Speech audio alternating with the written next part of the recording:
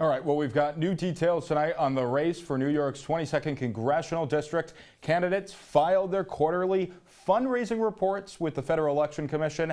And of course, our political reporter, Luke Radel, he's back with us. It's another Tuesday, another Luke Day, and we've got so many questions, Luke. Hey there, John. On that last story, remember 2 weeks ago when I told you that you had a better shot of becoming Speaker? Can I still be Speaker? I think you can. You've got a better shot right now than Jim Jordan does. But getting to the latest news out of NY-22, every 3 months, the folks running for federal office need to share how much money their campaigns have raised and spent. The most recent reports were filed over the weekend, which, guys, as you can imagine, is kind of like Christmas morning for me. So let's examine how the candidates in our local race for U.S. Congress have done so far. First up is incumbent Congressman Republican Brandon Williams. He raised a little over $285,000, which is the second lowest of the 18 so-called GOP frontliners, the group of Republican freshman congressmen who won in districts that President Biden carried in 2020. The lowest fundraiser out of that group, by the way, was embattled Congressman from Long Island, George Santos.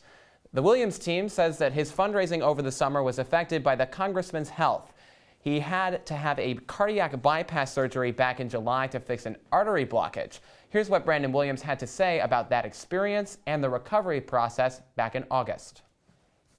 The last 5 weeks, frankly, have been a little bit scary. And we faced some complications and, frankly, a painful and uncomfortable recovery over these last several weeks. But I'll tell you, I'm back.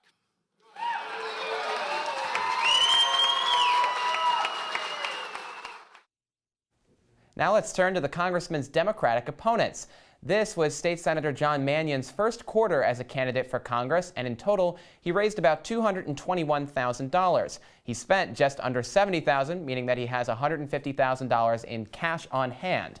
Mannion also received several large contributions from labor unions. As an example, he received $5,000 from the American Federation of Teachers, as a former teacher himself. However, the bad news for Mannion comes in his side-by-side comparison with Sarah Klee Hood, his Democratic primary opponent.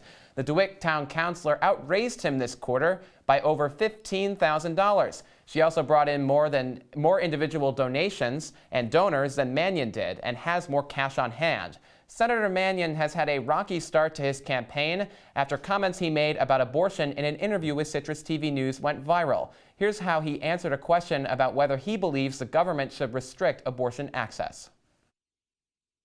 You don't believe there should be any restrictions on abortion? Oh, of course there should be. There are restrictions on abortion. We already have those in place, right? So we have timelines in place. What has been politicized are the words that that there is going to be abortion on demand and abortion up until the moment of birth. Those situations are very rare. No one wants that.